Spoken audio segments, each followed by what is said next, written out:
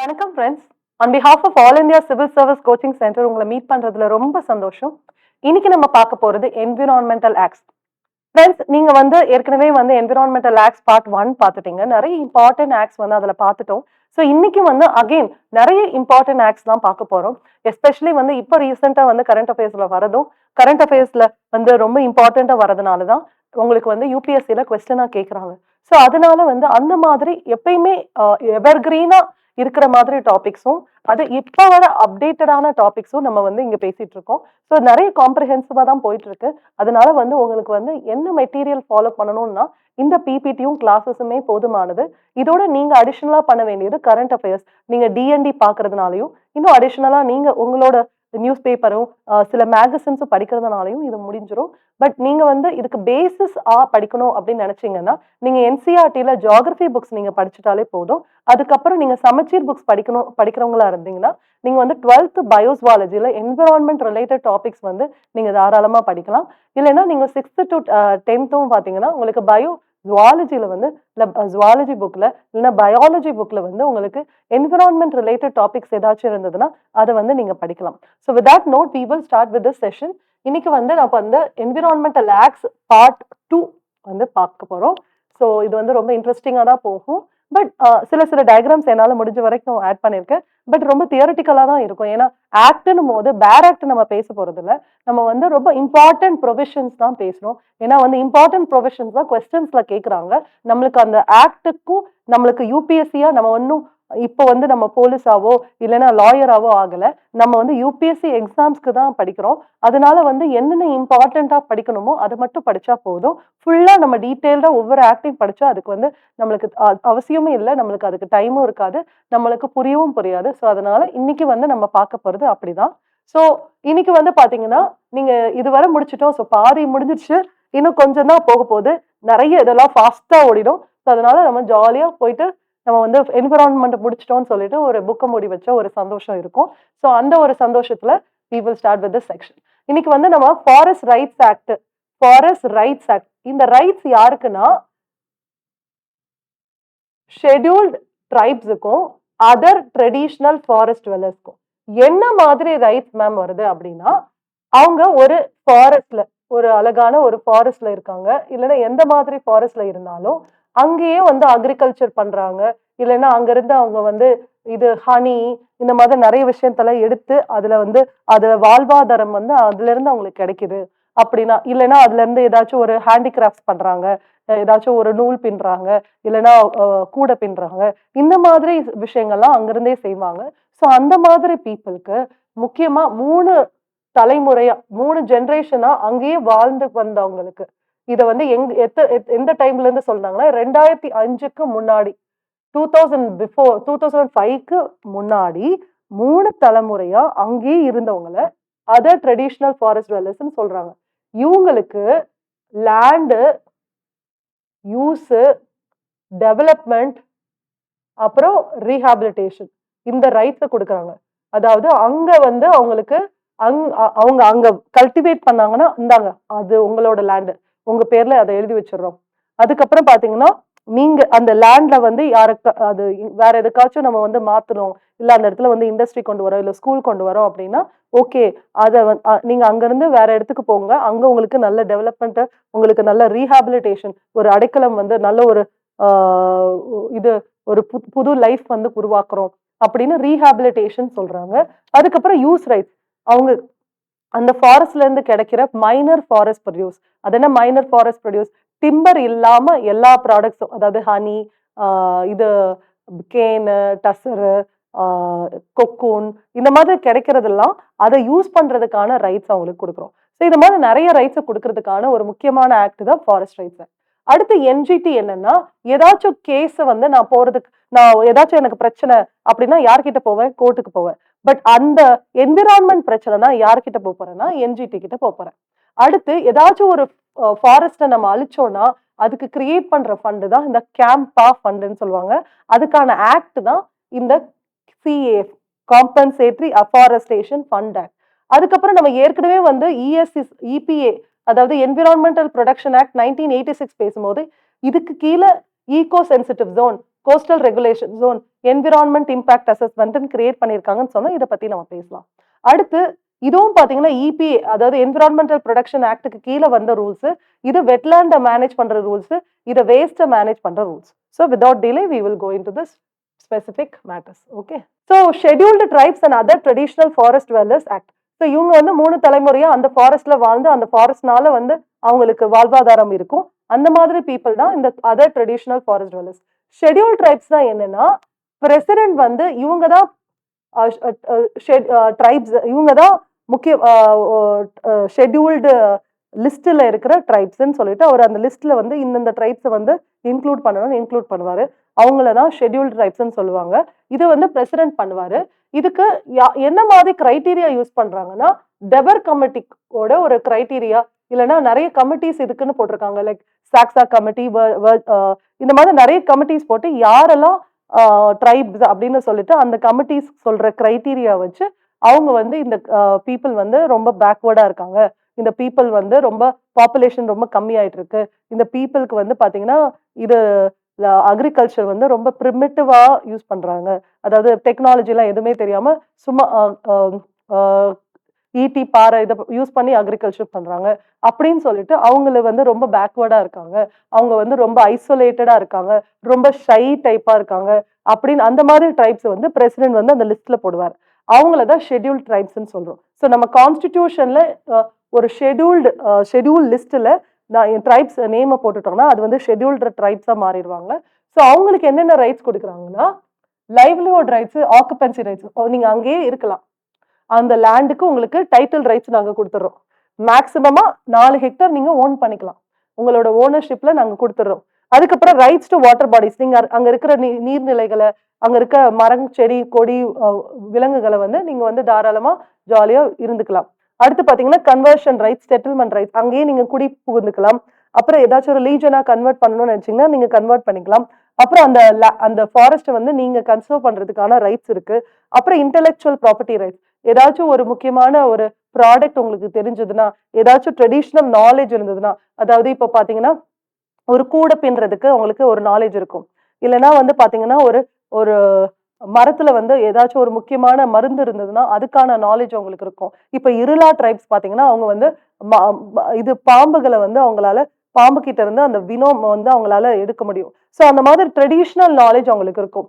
அவங்களுக்கான intellectual property வந்து அங்கிருந்து அவங்களுக்கு கிடைக்கும். இல்ல நீங்க அவங்கள யூஸ் பண்ணி நீங்க பாம்பை பிடிச்சி அதுல இருந்து வீனோம் எடுத்து ஆன்டி வினோம் நீங்க எடுக்கிறீங்கன்னா அந்த ஆன்டி வினோம் எடுக்கிறதுக்கான அந்த ஒரு அந்த ப்ராஃபிட்டை வந்து நீங்க அவங்க கூட ஷேர் பண்ணணும். ஸோ இதெல்லாம் இருக்கு. அதுக்கப்புறம் ரீஹாபிலிட்டேஷன் அண்ட் செட்டில்மெண்ட்ஸ், அந்த இடத்த வந்து வேற பர்பஸ்க்காக, அந்த ஃபாரஸ்ட் லேண்டை வந்து ஒரு இண்டஸ்ட்ரீஸ் வர்றதுக்கோ எதுக்காச்சும் நான் ஃபாரஸ்ட் பர்பஸ்க்காக யூஸ் பண்ணீங்கன்னா அவங்கள வந்து நீங்க கட்டாயம் ரீஹாபிலிட்டேட், நல்ல ஒரு அடைக்கலம் கொடுத்து இன்னொரு இடத்துல அவங்கள வந்து நல்ல ஒரு வாழ்வாதாரம் கொடுத்து அவங்கள வந்து வாழ வைக்கணும் அப்படின்றது தான் இதுல வந்து சொல்லியிருக்காங்க. ஸோ டைட்டில் ரைட்ஸ் வந்து மேக்ஸிமம் 4 ஹெக்டர்ஸ் கொடுத்துருக்காங்க. Ownership is only for the land which was cultivated, no new lands will be given. So new lands கொடுக்க மாட்டாங்க, ஏற்கனவே அந்த இடத்துல நிறைய காலங்கள் அந்த இடத்துல கல்டிவேட் பண்ணிட்டு இருந்தாங்கன்னா அதுக்கு வந்து லேண்ட் ரைட்ஸ் கொடுப்பாங்க. அடுத்து பாத்தீங்கன்னா யூஸ் ரைட்ஸ். ஸோ அவங்க வந்து அந்த அந்த காடை வந்து அவங்க மைனர் ஃபாரஸ்ட் ப்ரொடியூஸ் எடுத்துக்கிறதுக்கோ, கிரேஸ் பண்றதுக்கோ, பாஸ்டோரலிஸ்ட் அதாவது ஆடு மாடு கால்நடைகளை மேய்க்கிறதுக்கோ அவங்க வந்து யூஸ் பண்ணிக்கலாம். அப்புறம் relief and development rights. So in case of illegal eviction or forced displacement and basic communities கொடுக்கணும். அதாவது ஏதாச்சும் ஒரு விஷயத்துல அவங்கள வந்து நீங்க கட்டாயம் அங்கிருந்து ஒதுக்கப்பட்டாலோ இல்ல தள்ளி வைக்கப்பட்டாலோ அவங்களுக்கு வந்து ரீஹாபிலிட்டேஷன் கொடுக்கணும். ஏன்னா நிறைய இடத்துல வந்து பிரைவேட் கம்பெனிஸ் என்ன பண்ணணும்னா ஒரு இடத்துல ஆக்கிரமிச்சு அங்க இருக்கிற ட்ரைபல் பீப்புளை வந்து துரத்தி அடிச்சிருவாங்க. அப்படி இருக்கிற மக்களுக்கு இது ஸ்டேட்டும் சென்டரும் தான் போய் அவங்களுக்கு ரீஹாபிலிட்டேஷன் பண்ணணும். ஸோ அந்த ரைட்ஸும் இருக்கு. So and forest management rights. So அந்த ஃபாரஸ்ட்டை வந்து அவங்க வந்து டெவலப் பண்றதுக்கும் இது காப்பாத்துறதுக்கான ரைட்ஸ் இருக்கு. ஸோ இது மூலமா தான் ஜாயிண்ட் ஃபாரஸ்ட் மேனேஜ்மெண்ட் சொல்லிட்டு ஃபாரஸ்ட் டிபார்ட்மெண்ட்டும் ட்ரைபல் பீப்புளும் சேர்ந்து ஒரு ஃபாரஸ்ட்டை வந்து மேனேஜ் பண்ணுவாங்க, ஒரு ஃபாரஸ்ட்டை வந்து கன்சர்வ் பண்ணுவாங்க, அதை வந்து டெவலப்மெண்ட்டுக்காக வந்து அதை வந்து ஹெல்ப் பண்ணுவாங்க. அடுத்து பாத்தீங்கன்னா யாரு இந்த அதர் ட்ரெடிஷனல் ஃபாரஸ்ட் dwellersனா 3 ஜெனரேஷனுக்கு, அட்லீஸ்ட் 3 ஜெனரேஷனுக்கு 2005க்கு முன்னாடி வர அங்க இருந்திருந்தாங்கன்னா அவங்க தான் other traditional forest dwellers. Minor forest ப்ரொடியூஸ்னா என்னன்னா டிம்பரை தவிர டிம்பரை தவிர மிச்ச எல்லா ப்ராடக்ட்டும் ஃபாரஸ்ட்ல இருந்து கிடைக்கிற ப்ராடக்ட்லாம் minor forest produce like honey, wax, lac, cocoons, roots, tubers, herbs எல்லாமே. அப்புறம் ஃபாரஸ்ட் டுவெல்லிங் ஷெட்யூல் ட்ரைப்ஸ்னா ஷெட்யூல் ட்ரைப்ஸ் செட்டில்டு இந்த ஃபாரஸ்ட் அவங்கள தான் வந்து ஃபாரஸ்ட் டுவெல்லிங் ஷெட்யூல்டு ட்ரைப்ஸ்ன்னு சொல்றாங்க. கிராம் சபானா என்ன? 73rd கான்ஸ்டியூஷன் அமெண்ட்மெண்ட் படி நம்ம வந்து பஞ்சாயத்து ராஜ் இன்ஸ்டிடியூஷன் கிரியேட் பண்ணோம். இந்த பஞ்சாயத்து ராஜ் இன்ஸ்டிடியூஷன்ல நீங்க உங்களுக்கு தெரியும் இதுல வந்து பாத்தீங்கன்னா உங்களுக்கு கிராம் பஞ்சாயத்து, பஞ்சாயத்து சமிட்டி, ஜில்லா பரிஷத், பஞ்சாயத்து சமிட்டி, கிராம் பஞ்சாயத்து. இந்த கிராம் பஞ்சாயத்தை யார் எலெக்ட் பண்றா? கிராம் சபா. இந்த கிராம் சபால யாரெல்லாம் இருக்காங்கன்னா all the adults who are more than 18 years of age, அதாவது ஓட்டுரிமை உள்ள மக்கள் எல்லாம் இந்த கிராம் சபால வருவாங்க. இந்த கிராம் சபா ஒவ்வொரு வில்லேஜ்லயும் இருக்கும். ஒவ்வொரு வில்லேஜ்ல ஒரு கிராம் சபா இருக்கும். அதுல எல்லா ஓட்டு உரிமை உள்ளவங்க எல்லாம் இருப்பாங்க. இவங்க என்ன பண்ணுவாங்க? இவங்க தான் யாரு இந்த ஷெட்யூல் ட்ரைப்ஸ், யாரு இந்த ஃபாரஸ்ட் டுவெல்லர்ஸ்னு அவங்க தான் ஐடென்டிஃபை பண்ணாங்க. அண்ட் ஏதாச்சும் ஒரு ஃபாரஸ்ட்டை வந்து நான் ஃபாரஸ்ட் பர்பஸ்க்காக மாத்தினாங்கன்னா இந்த கிராம் சபா தான் இங்க வந்து பாத்தீங்கன்னா கன்சர்ன் கொடுப்பாங்க. ஓகே நீங்க பண்ணுங்க அப்படின்னு சொல்லுவாங்க. முதல் என்ன பண்ணணும்? இந்த யாரு பண்றாங்களோ அவங்க போய் இவங்களுக்கு இன்ஃபார்ம் பண்ணணும். இந்த மாதிரி நாங்க செய்யறோம் அப்படின்னு சொல்லணும். அப்புறம் அந்த கிராம் சபா ஓகே இல்ல அப்படின்னு அவங்க தான் முடிவு பண்ணுவாங்க. ஸோ ப்ரையர் இன்ஃபார்ம்டு கன்சர்ன் வந்து இவங்க வந்து கொடுக்கணும். For the diversion of the forest land for the non forest purposes ensuring the participation of local communities in decision making. But பல தடவை வந்து பாத்தீங்கன்னா கிராம் சபான்னு ஒரு ஆர்கனைசேஷன் அங்க இருக்கிறது இல்ல அங்க கிராம் சபா நடந்துச்சுன்னு சொல்லிட்டு சும்மா ஒரு பொய் டாக்குமெண்ட் வந்து கொடுத்து அதை வந்து ஓகே சொல்லிடுறாங்க. ஸோ இந்த மாதிரி நிறைய நடக்குது. பட் ஆக்ட்ல இதுதான் இருக்கு. ரோல் ஆஃப் கமிட்டிஸ், இதுல வந்து டிஸ்ட்ரிக்ட் லெவல்ல ஒரு கமிட்டி, சப்டிவிஷன் லெவல்ல ஒரு கமிட்டி ஃபார்ம் பண்றாங்க. அவங்க இந்த ப்ராஜெக்ட் அப்ரூவ் பண்ணதுக்கு அப்புறம் அவங்க தான் வந்து இது வெரிஃபிகேஷன் பண்றாங்க. ஓகே, ஸோ அப்ரூவ் கன்சர்ன் கொடுக்குறாங்க, அப்ரூவ் பண்ணி வெரிஃபை பண்றவங்க இவங்க. இது ஸோ ஃபாரஸ்ட் ரைட்ஸ் ஆக்ட் வந்து நம்ம பேசிட்டோம். ஸோ ஃபாரஸ்ட் ரைட்ஸ் ஆக்ட்ல யாருக்கு இந்த ரைட்ஸ் இருக்கு, என்னென்ன ரைட்ஸ் இருக்கு, அது வந்து அவங்க வந்து எப்படி யூஸ் பண்ணலாம், கிராம் சபானா என்ன, கிராம் சபா எதுக்கு கன்சர்ன் கொடுக்குறாங்க அப்படின்றத பேசிட்டோம். ஸோ அடுத்து வந்து பாத்தீங்கன்னா ஒரு முக்கியமான ஆக்ட், அது வந்து national green tribunal act. So national green tribunal act வந்து என்னன்னா இவங்க வந்து ஒரு கோர்ட் மாதிரி, ஆனா கோர்ட் இல்லை. ஸோ தேர் குவாசி ஜுடிஷியல் பாடிஸ். இவங்க வந்து என்விரான்மெண்ட் சம்பந்தமான எந்த பிரச்சனைனாலும் நீங்க யார்கிட்ட போகணும்னா இவங்க கிட்ட தான் போகும். ஸோ இவங்க இவங்களை ட்ரிபியூனல் சொல்றாங்க, கோர்ட்டுன்னு சொல்லணும்னா இதுல வந்து ஜுடிஷியல் மெம்பர்ஸும் இருப்பாங்க, எக்ஸ்பர்ட் ஆர் டெக்னிக்கல் பீப்புளும் இருப்பாங்க, டெக்னிக்கல் எக்ஸ்பர்ட்ஸும் இருப்பாங்க. ஏன் டெக்னிக்கல் எக்ஸ்பர்ட் தேவைன்னா என்விரான்மெண்ட் சம்பந்தமான விஷயங்கள்லாம் அதுக்கு படிச்ச அதை தெரிஞ்ச பீப்புள் தான் இருப்பாங்க. ஸோ அதுதான் டெக்னிக்கல் எக்ஸ்பர்ட்ஸ் ரொம்ப அவசியம். ஸோ இந்த மாதிரி என்ஜிடியில் பார்த்தீங்கன்னா ஜுடிஷியல் மெம்பர்ஸ் ஒரு 10லேருந்து 20 இது டெக்னிக்கல் எக்ஸ்பர்ட்ஸ் வந்து 10லேருந்து 20 இருப்பாங்க. இதோட ஒரு சேர்பர்சன் இருப்பாங்க. இவங்களை யார் அப்பாயிண்ட் பண்றாங்கன்னா சென்ட்ரல் கவர்மெண்ட். இவங்களை மட்டும் சீஃப் ஜஸ்டிஸ் ஆஃப் இந்தியாவோட கன்சல்டேஷனோட சேர்பர்சன் மட்டும் அப்பாயிண்ட் பண்ணுவாங்க. அதுக்கப்புறம் பாத்தீங்கன்னா சேர்மன் வந்து பாத்தீங்கன்னா will have specialised knowledge and experience. இப்படி இருக்கிறவங்கள அடிஷனலா கூப்பிட்டுக்கலாம். ஸோ இதை தவிர சேர்பர்சன் வந்து யாராச்சும் வேணும்னு நினைச்சாங்கன்னா அடிஷனலாவும் கூப்பிட்டுக்கலாம். அப்புறம் பாத்தீங்கன்னா இவங்களை வந்து சிட்டிங் ஆஃப் த ட்ரிபியூனல், அதாவது இந்த ட்ரிபியூனல் வந்து நம்ம இந்தியாவில எங்க இருக்கணும் அப்படின்றத டிசைட் பண்றதும் சென்ட்ரல் கவர்மெண்ட் தான். இப்போதைக்கு நியூ டெல்லியில இருக்கு. அண்ட் ரீஜனல் பெஞ்சஸும் நிறைய இருக்கு. ஏன் இப்படி எல்லாம் பெஞ்சஸ் கிரியேட் பண்றாங்கன்னா இப்போ மெட்ராஸ்ல ஹைகோர்ட் இருக்கு, மதுரையில பெஞ்ச் இருக்கு.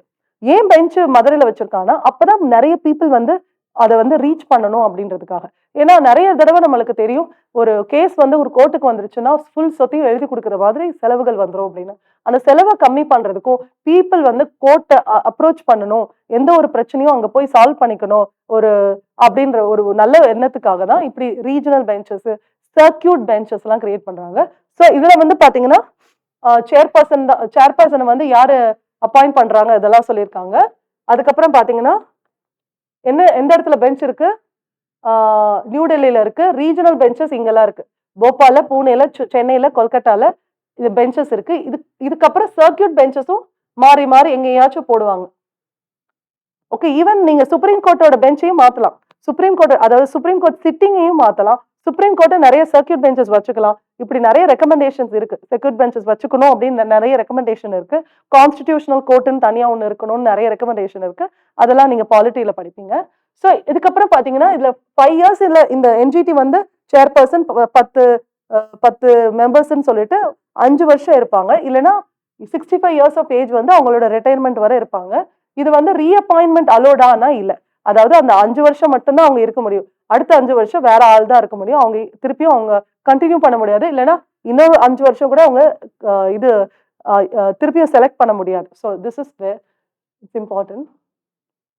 அப்புறம் என்ன மாதிரி லாஸ், என்ன மாதிரி லா கீழே பிரச்சனை வந்ததுன்னா நீங்க என்ஜிடி போலாம்னா இந்த laws water act, forest conservation act, air act, environment protection act, public liability insurance act, biological diversity.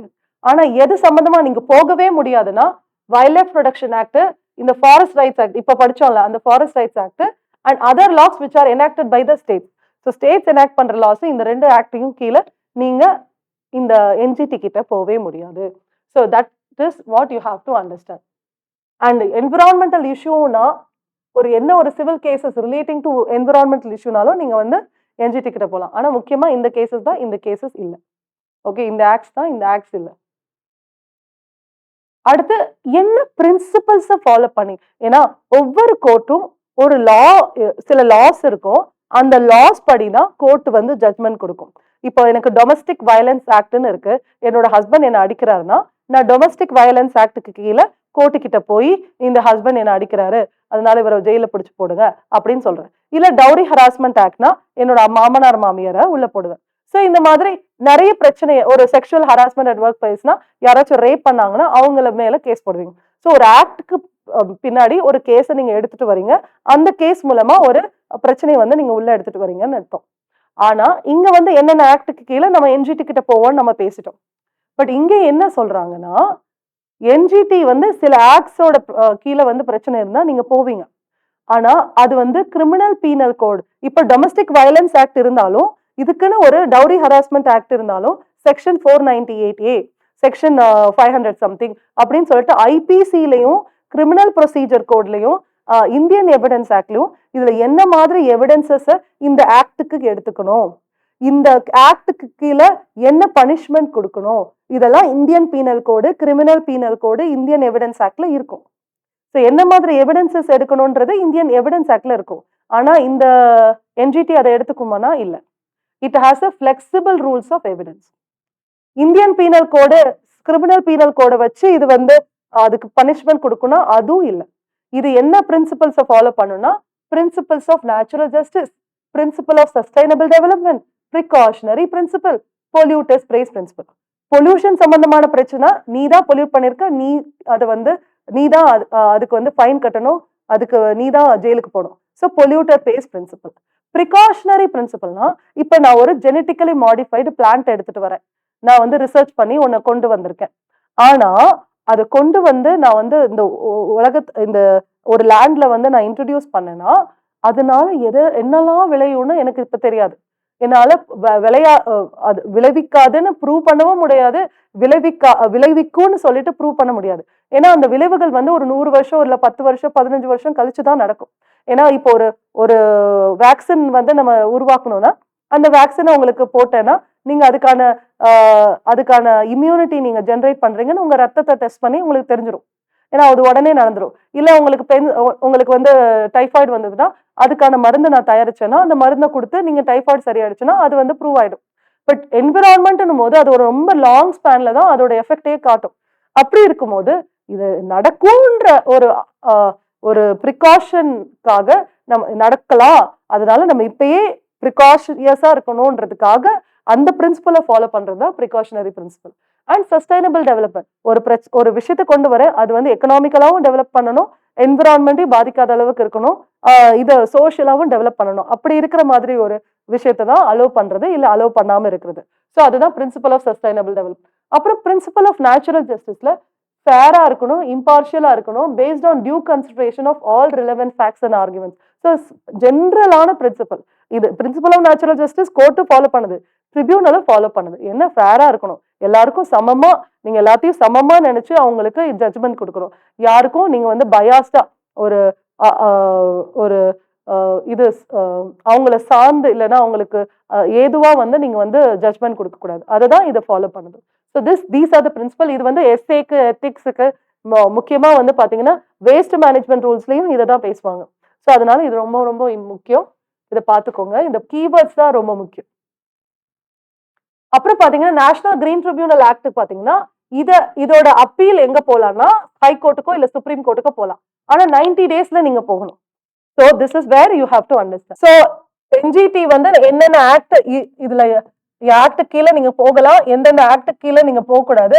இன்னொரு விஷயம் வந்து 7 இயர்ஸ்க்குள்ள நீங்க அந்த பிரச்சனையை எடுத்துட்டு போகணும். 7 இயர்ஸ்க்கு மேல ஆயிடுச்சுன்னா அந்த பிரச்சனையை நீங்க NGT கிட்ட போக முடியாது. இது ஒரு பெரிய பிரச்சனை தான். So that you have to understand. So இந்த ஆக்ட்ல கீழே நிறைய ப்ரொவிஷன்ஸ்ல நிறைய பிரச்சனைகள் இருக்கு. பட் அதெல்லாம் நம்ம இங்க பேச போறது இல்லை. ஆக்ட்ல என்ன சொல்லியிருக்காங்கன்னு மட்டும்தான் நம்ம பேச போறோம். என்னென்ன பிரச்சனை வருதுன்றத நீங்க கரண்ட் அஃபேர்ஸ் மூலமா தெரிஞ்சுக்கோங்க. ஸோ என்ஜிடி வந்துக்குன்னா ரீசெண்டா பாத்தீங்கன்னா என்ஜிடி வந்து ஒரு ஒரு ஆர்கனைசேஷன், அது பேர் சொல்ல விரும்பல. அது ஒரு ரிலீஜியஸ் ஆர்கனைசேஷன். அதுல ஒரு சாமியார் இருக்காங்க. அது ஒரு ரிலீஜியஸ் ஆர்கனைசேஷன். இந்த ஆர்கனைசேஷன் ஒரு பெரிய ஒரு மாநாடு நடந்துச்சு. அது எங்க நடந்ததுன்னா யமுனா நதிக்கரைக்கு கீழே பக்கத்துல நடந்தது. அந்த மாநாடு நடந்து முடிஞ்சதுக்கு அப்புறம் அவங்க விட்டு போன இது பிளாஸ்டிக் இல்லைன்னா நிறைய அழுக்கு இந்த மாதிரி நிறைய விஷயங்கள் அந்த யமுனாவை வந்து பொல்யூட் பண்ணிடுச்சு. உடனே என்ஜிடி கிட்ட அந்த கேஸை எடுத்துட்டு போனோன்னு அவங்க அந்த ஆர்கனைசேஷன் மேல பெனால்டி போட்டு அவங்க ஒரு பெரிய ஃபைன் கட்டினாங்க. ஸோ இந்த மாதிரி நிறைய விஷயங்கள் என்விரான்மெண்ட் சம்பந்தமா பொல்யூஷன்னா நீங்க அவங்க கிட்ட தான் போகணும். இந்த இண்டஸ்ட்ரினால நீங்க வந்து ஸ்டெர்லைட் இண்டஸ்ட்ரி இருக்கும்போது அதனால ஏதாச்சும் ஒரு என்விரான்மெண்ட் பொல்யூஷன் நடந்தா நீங்க யார்கிட்ட போகணும்னா இந்த என்ஜிடி கிட்ட தான் போகணும். ஓகே. அடுத்து பாத்தீங்கன்னா காம்பன்சேட்டரி அஃபாரஸ்டேஷன் ஃபண்ட். இது என்ன மேம் அப்படின்னா ஃப்ரெண்ட்ஸ், இதை நம்ம அடுத்ததுல சொல்லிடலாம். இது சும்மா நீங்களே பார்த்துக்கோங்க. நம்ம அடுத்து பேச போறோம். காம்பன்சேட்டரி அஃபாரஸ்டேஷன் ஃபண்ட் ஆக்ட் வந்து கேம்பான்னு சொல்றாங்க. 2016 உருவாயிருக்கு. இப்போ ஒரு ஆர்கனைசேஷன் ஒரு ஃபாரஸ்ட் லேண்டை வந்து வேற விஷயத்துக்காக நான் ஃபாரஸ்ட் பர்பஸ்க்காக ஒரு பில்டிங் கட்டவோ இல்லைன்னா ஒரு ரிசார்ட் கட்டவோ இல்லைன்னா ஒரு இண்டஸ்ட்ரி கட்டவோ யூஸ் பண்ணாங்கன்னா அதனால ஒரு 100 மரத்தை அழிச்சு அந்த இடத்துல உருவாக்குனாங்கன்னா அந்த 100 மரத்துக்கான நெட் பிரசன்ட் வேல்யூவை வச்சு இவ்வளோ ஃபண்டு நீங்க வந்து இந்த ஃபண்டுக்கு கேம்பா ஃபண்டுக்கு கொடுக்கணும்னு சொல்லிட்டு கவர்மெண்ட் சொல்லிடும். அதனால இதுல வந்து ஒரு அத்தாரிட்டி இருக்கும், அது வந்து சொல்லிடும். ஸோ அவங்க அந்த ஃபண்டை வந்து அந்த பிரைவேட் பாடி வந்து அந்த பிரைவேட் ஆர்கனைசேஷன் வந்து அந்த ஃபண்டை வந்து இதுல போட்டுருவாங்க. இந்த ஃபண்டு மூலமா வேற வேற வேற ஃபாரஸ்டையோ இல்ல அதே பக்கத்துல இருக்க ஃபாரஸ்டையோ நிறைய மரம் வளர்க்கறதுக்கு என்விரான்மெண்ட்டை இதுக்கு மேனேஜ் பண்றதுக்காக யூஸ் பண்ணுவாங்க. Okay. So this Fund Act of 2016 is to ensure nature's preservation. So it is appropriate to provide an appropriate institutional mechanism to utilize afforestation funds to ensure nature's preservation. இதுல வந்து பாத்தீங்கன்னா CAMPA அப்படின்னு சொல்லிட்டு ஒரு authority create பண்றாங்க, both central and state லெவல்ல. அதுக்கப்புறம் 2 fund இருக்கு. நேஷனல் லெவல்ல ஒரு ஃபண்ட் இருக்கு, ஸ்டேட் லெவல்ல ஒரு ஃபண்ட் இருக்கு. இந்த நேஷனல் ஃபண்ட்ல இருந்து 10% வந்து பாத்தீங்கன்னா சென்டருக்கு போகுது. 90% பாத்தீங்கன்னா உங்களுக்கு இதுக்கு போகுது. ஓகே, ஸ்டேட்டுக்கு போகுது. Okay. So national fund receives 10% and state fund gets 90%. இப்போ வந்து 100 கோடி ஒரு ஆர்கனைசேஷன் கொடுக்குதுன்னா 10% வந்து சென்ட்ரல் நேஷனல் ஃபண்டுக்கு போகுது, 90% வந்து அதாவது ஸ்டேட் கேம்பா ஃபண்டுக்கு போகுது. ஓகே, ஸ்டேட் கேம்பா ஃபண்டுக்கு போகுது. ஸோ இதுதான் சொல்லியிருக்காங்க. அண்ட் இந்த ஃபண்ட் எதுக்கெல்லாம் யூட்டிலைஸ் பண்றாங்கன்னா அஃபாரஸ்டேஷனுக்கு, ரீஜெனரேஷன் ஆஃப் ஃபாரஸ்ட்டுக்கு, வைல்ட் லைஃப் ப்ரொடக்ஷனுக்கு, அதாவது இந்த project tiger, project olive ridley turtle நம்ம பண்றோம்ல, அதுக்கெல்லாம் ஹெல்ப் பண்றதுக்கு இதை பண்றாங்க. And infrastructure. ஸோ ஒரு ப்ராஜெக்ட் டைகருக்கோ ஆலிவ் ரிட்லி டர்ட்டுக்கோ ஏதாச்சும் இன்ஃப்ராஸ்ட்ரக்சர் கிரியேட் பண்ணுவாங்கல்ல, ஈவன் ஈகாலஜிக்கல் காரிடருக்காக நம்ம வந்து ஹெல்ப் பண்றோம்ல, அந்த மாதிரி விஷயத்துக்கெல்லாம் இந்த ஃபண்டை யூஸ் பண்றாங்க. ஓகே. அப்புறம் ஃபாரஸ்ட் கன்சர்வேஷன் ஆக்டுக்கு கீழே, ஓகே, ஃபாரஸ்ட் கன்சர்வேஷன் ஆக்டுக்கு கீழே எதெல்லாம் ஃபாரஸ்ட்னு சொல்றாங்களோ அந்த ஃபாரஸ்ட்டை நான் ஃபாரஸ்ட் பர்பஸ்க்கு யூஸ் பண்ணாதான் இந்த ஃபண்டை வந்து போடுறாங்க. ஸோ அதனால ஃபாரஸ்ட் கன்சர்வேஷன் ஆக்டும் இதுல சம்பந்தப்பட்டிருக்குன்னு ஞாபகம் வச்சுக்கோங்க. So forest conservation act provides a non forest land equal to the size of the forest being diverted is afforested. So நீங்க 100 மரம் கட் பண்ணீங்க, 100 ஏக்கர்ல 100 மரம் கட் பண்ணீங்கன்னா அதே அளவுக்கு அதே சைஸுக்கு வந்து நீங்க திருப்பியும் ஒரு ஃபாரஸ்ட் வந்து கிரியேட் பண்ணணும். ஸோ அதுதான் இதுல வந்து சொல்லியிருக்காங்க. So provides a non-forest land equal to the size of the forest being diverted is afforested or money deposited for the same. So நீங்க ஈக்குவலா பண்ணணும், இல்லைன்னா அதுக்கு ஏத்த நெட் பிரசன்ட் வேல்யூ மணியை வந்து நீங்க அந்த ஃபண்ட்ல போட்டுடணும். அதுதான் அந்த பர்டிகுலர் பாடி பண்ணணும்ன்றது சொல்றாங்க. ஸோ இங்க பார்க்கலாமா, இந்த டயக்ராம் பார்க்கலாமா? So national compensatory afforestation fund state லெவல்ல ஒரு fund. Any user agency which diverts forest line வந்து இதுல வந்து டெபாசிட் பண்ணும். 90% வந்து ஸ்டேட்டுக்கு போகும், 10% வந்து சென்டருக்கு போகும். இதுல இது பாத்தீங்கன்னா நேஷனல் மேனேஜ்மெண்ட் அண்ட் பிளானிங் அத்தாரிட்டின்னு சென்ட்ரல் லெவல்ல கிரியேட் பண்றாங்க. அதே மாதிரி ஸ்டேட் லெவல் அத்தாரிட்டி இத இத வந்து ரெகுலேட் பண்றதுக்காகவும் இதை சூப்பர்வைஸ் பண்றதுக்காகவும் அந்த அத்தாரிட்டி கிரியேட் பண்றாங்க. இது எதுக்கு அந்த ஃபண்ட்ஸ் எல்லாம் யூஸ் பண்றாங்கன்னா, ஃபாரஸ்ட் கவரை இன்க்ரீஸ் பண்றதுக்கு, ஃபாரஸ்ட்டை ரீஜெனரேட் பண்றதுக்கு, வைல்ட் லைஃப் ப்ரொடக்ஷன், டைகரை லயன்லாம் ப்ரொடெக்ட் பண்றதுக்கு, அப்புறம் வந்து கிரீன் கவரை இன்க்ரீஸ் பண்ணி ப்ரொடெக்ட் பண்றதுக்கும் இது யூஸ் பண்றாங்க. அடுத்து பாத்தீங்கன்னா என்னென்ன ஆக்டிவிட்டிஸ் பண்றாங்கன்றத பிக்சர்ல போட்டிருக்கேன். கேட்ச்மெண்ட் ஏரியா ட்ரீட்மெண்ட், அதாவது யமுனா ரிவரோட முக்கியமான கேட்ச்மெண்ட் ஏரியா வந்து வளர்க்கறதுக்கு, இங்க செடி மரங்கள்லாம் வளர்க்கறதுக்கு. அதுக்கப்புறம் பாத்தீங்கன்னா வைல்ட் லைஃப் ஹேபிட்டட், அதாவது ஃபாரஸ்ட் காப்பாத்துறதுக்கும் நடுவுல இருக்க வைல்ட் லைஃப் காரிடரை காப்பாத்துறதுக்கும் யூஸ் பண்றாங்க. ஈவன் ரிசர்ச்சுக்கும் யூஸ் பண்றாங்க. அப்புறம் கேம்பா ஒர்க்கை மானிட்டர் பண்றதுக்கும் யூஸ் பண்றாங்க. அப்புறம் பாத்தீங்கன்னா coastal regulation zone. So CRZ friends, CRZ, ESZ, EIA எல்லாமே ஈஸியா தான் இருக்கும். ஆனா சிஆர்இசட் கொஞ்சம் நீங்க புரிஞ்சுக்கிறதுக்கு கொஞ்சம் டைம் எடுத்துக்கலாம். ஏன்னா சிஆர்இசட் போது ஒண்ணு இல்ல, நான் வந்து ஒரு இடத்துல அழகா நீங்க ஞாபகம் அப்படியே கண்ணை மூடிட்டு ஒரு பீச் பக்கத்துல அப்படியே பீச்சோட வேவ்ஸ் வந்து தண்ணி வந்து உங்க காலில் படுற மாதிரி நீங்க நிக்கிறீங்கன்னு ஞாபகம் வச்சுக்கோங்க. அந்த இடத்துல ஒரு ஒரு 4 கேட்டகரி ஆஃப் ஜோன் வந்து கிரியேட் பண்றாங்க. நம்ம பீச்ல இருந்து, அதாவது நம்ம கடல்ல இருந்து லேண்டுக்கு போகும்போது 1, 2, 3, 4ன்னு கேட்டகரைஸ் பண்றாங்க. இதே வந்து பாத்தீங்கன்னா 3 சிஆர்இசட் 3 ஜோனை வந்து 2ஆ கேட்டகரைஸ் பண்றாங்க. எவ்வளவு பாப்புலேஷன் டென்சிட்டி இருக்கோ அதுக்கேற்ற மாதிரி அதை கிளாஸிஃபை பண்றாங்க. இப்ப மெரினா பீச் பாத்தீங்கன்னா நிறைய பாப்புலேஷன் இருக்கு. இதே தூத்துக்குடியோ இல்லைன்னா நீங்க கன்னியாகுமரியோ இல்லைன்னா கூடங்குளமோ போனீங்கன்னா பாப்புலேஷன் மேபி கம்மியா இருக்கலாம். ஸோ அதுக்கேற்ற மாதிரி அந்த சிஆர்எஸ்எட் 3A, B அப்படின்னு கிளாஸிஃபை பண்றாங்க. இதே ஐலாண்டுக்கு தனியா கோஸ்டல் ஜோன் மேனேஜ்மெண்ட் அத்தாரிட்டின்னு ஒன்று கிரியேட் பண்றாங்க. ஸோ இந்த மாதிரி வந்து 2 சிஆர்எஸ்எட்டை வந்து எதுக்காக பண்றாங்கன்னா, அந்த லேண்ட் டெவலப்மெண்ட், அதாவது கடலுக்கு பக்கத்துல இருக்க லேண்ட எவ்வளவு தூரம் சஸ்டைனபிளா டெவலப் பண்றதுன்றதுக்காக இது பண்றாங்க. ஏன்னா எல்லாத்தையும் அலோவ் பண்ணிட்டோம்னா கடல் வந்து கடலை பொல்யூட் பண்ணிடுவாங்க, இல்லைன்னா கடல் அரிப்பு வந்து அதிகமாயிடும். ஸோ இந்த மாதிரி நிறைய விஷயம், இல்லைன்னா இது உப்பு தண்ணி வந்து மேல ஏற ஆரம்பிச்சிடும். இப்போ ஒரு இண்டஸ்ட்ரியை வந்து நான் வந்து கடல் பக்கத்துல வைக்கிறேன்னு வச்சுக்கோங்க. இந்த இண்டஸ்ட்ரி என்ன பண்ணுது, கிரவுண்ட் வாட்டரை ஃபுல்லா எடுக்குது. இப்போ இந்த இண்டஸ்ட்ரி வந்து ஒரு கடலுக்கு பக்கத்துல இருக்குன்னு வச்சுக்கோங்க. இந்த கடல் லெவல் இருக்கு. இந்த இண்டஸ்ட்ரி வந்து பாத்தீங்கன்னா இதுல இருந்து கிரவுண்ட் வாட்டர் எடுக்குதுன்னு வச்சுக்கோங்க. இந்த கிரவுண்ட் வாட்டர் லெவல் இங்க இருக்கு. அப்படின்னா இந்த கேப்ல தான் இந்த கடல் வந்து உள்ள வராம இருக்கு. ஆனா இப்போ வந்து இந்த கிரவுண்ட் வாட்டர் இந்த லெவலுக்கு ஆகுதுன்னா என்ன ஆகும், இந்த கடல் சால்ட் வாட்டர் வந்து கடலோட சால்ட் வாட்டர், இது கிரவுண்ட் வாட்டர், இது கடலோட அது கம்மியாயிடுச்சுன்னா தான் இந்த சால்ட் வாட்டர் உள்ள வரும். அப்படின்னா செலனைசேஷன் ப்ராப்ளம் வரும். ஸோ செலனைசேஷன் ஒரு பெரிய இஷ்யூ நம்ம பேசணும். ஸோ இந்த மாதிரி நிறைய விஷயங்கள் டெவலப்மெண்ட்டை ப்ராப்பரா நீங்க ரெகுலேட் பண்ணலைன்னா இது நிறைய விஷயங்கள்னால நம்ம வந்து கடல் சீற்றம்னாலையும் இல்லைன்னா செலனைசேஷன்னாலையும் இல்லைன்னா கடல் அரிப்பு மண் அரிப்புனாலையும் இது வந்து நிறைய பிரச்சனைகள் வரும். ஸோ அதனாலதான் இங்க வந்து ஏற்கனவே சீ லெவல் ரைஸ் ஆயிட்டு இருக்கு கிளைமேட் சேஞ்ச்னால, இந்த மாதிரி பிரச்சனைகளும் உள்ள வந்துடும். அதுக்காக கோஸ்டல் ஜோனை வந்து ரொம்ப ப்ராப்பரா நம்ம வந்து கவனிக்கணுன்றதுக்காக தான் இது ஆரம்பிச்சிருக்காங்க. இதுல வந்து they are restricting certain kinds of activities like construction, new industries, அப்புறம் பாத்தீங்கன்னா மைனிங், இதெல்லாம். அப்புறம் செக்ஷன் 3ல என்விரான்மெண்ட் ப்ரொடக்ஷன் ஆக்டுக்கு கீழே தான் இது வருது. 2018ல பாத்தீங்கன்னா சைலேஷ் நாயக் கமிட்டின்னு ஒரு கமிட்டி ஃபார்ம் பண்ணி இதுல நிறைய சேஞ்சஸ் பண்ணாங்க. நல்ல சேஞ்சஸா இருந்ததுன்னா பரவாயில்ல, ஜாலியா படிக்கலாம். பட் அவ்வளோ சந்தோஷப்படுற மாதிரி விஷயங்கள் இல்லை. இதுக்கு முன்னாடி பாத்தீங்கன்னா 200 மீட்டர் வந்து நோ டெவலப்மெண்ட் ஜோன்னு சொன்னாங்க. அதாவது டெவலப் பண்ணாதீங்க, அதை விட்டுருங்களேன் பாவம் அப்படின்ற மாதிரி சொன்னாங்க. பட் இந்த சைலேஷ் நாயக் கமிட்டில அந்த நோ டெவலப்மெண்ட் ஜோனை கம்மி பண்ணிட்டாங்க. இல்ல நம்மளுக்கு எவ்வளவு பாப்புலேஷன் இன்க்ரீஸ் ஆகுது, நமக்கு நிறைய டெவலப்மெண்ட் தேவை, நம்மளுக்கு நிறைய இடம் தேவைன்னு சொல்லிட்டு இதை கம்மி பண்ணாங்க, which is not good. Okay, so that you have to understand.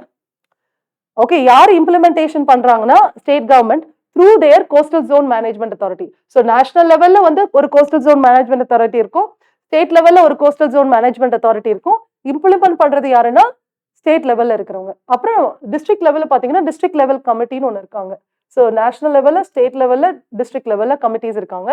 அப்புறம் சிஆர்இசட் கிளியரன்சஸ் யாரு கொடுக்குறாங்கன்னா it is by the government as per procedure.